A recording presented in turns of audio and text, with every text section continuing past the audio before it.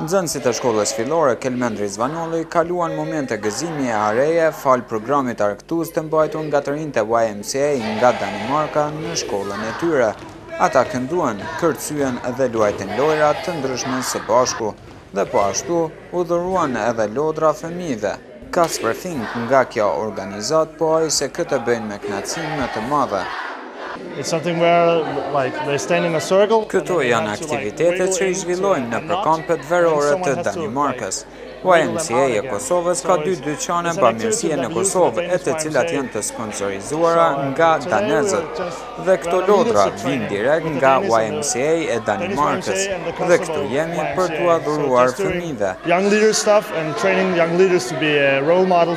Voglushit u ndonë të kënaqur me programin argëtues. Sot ne po luajmë. Apo ju pëlqejnë lojnat? Po shumë pëlqejnë lojnat. A ki qef me bo për ditë kështu? Po. Po luajmë mucil kështu ne.